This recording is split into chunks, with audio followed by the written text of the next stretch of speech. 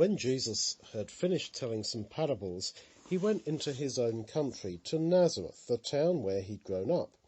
And, as he usually did, he went into the synagogue on the Sabbath day and stood up to read.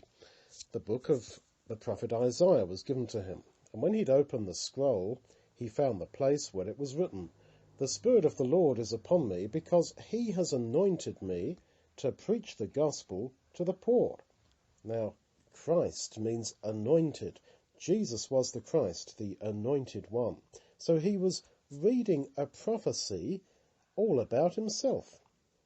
And it continued, that's God has sent me to heal the broken-hearted, to preach freedom to the captives, and recovery of sight to those who are blind, to set at liberty those who are oppressed, and to preach the year of the Lord's favour.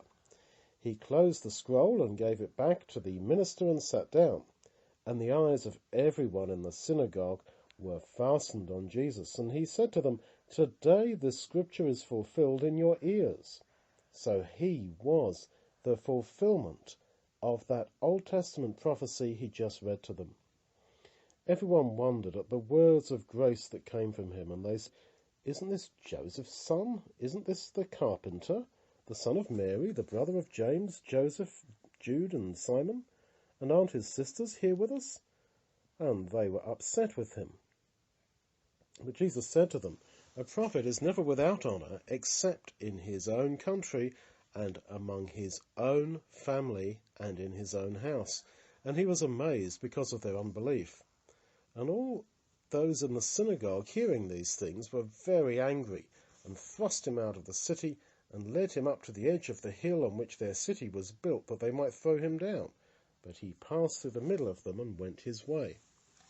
Now, it just shows how human natured Jesus was, to actually be amazed that people had such unbelief. Yeah, that's right. And also the way that the people said, "But this is the son of Mary, this is the carpenter. How can he be the Messiah?" So Jesus had lived with them for 30 years, more or less, and they didn't really realize that he was any different to them, because, as you say, he had our nature. Now, he got into a boat with his disciples, and he said to them, "Let's go over to the other side of the lake." This was on the Sea of Galilee. So they set sail, but as they sailed, he fell asleep, tired with all this teaching and preaching. And there came down a storm of wind on the lake, and the boat was filled with water, so that they were in danger. Now that just shows how human-natured Jesus was again. It just proves there really was a Jesus. That's right, he had our nature, and he was not God himself. No. So the disciples woke Jesus up, saying, "Master, Master, we're drowning, we're sinking." Jesus arose and rebuked the wind and the raging water, and there was a great calm.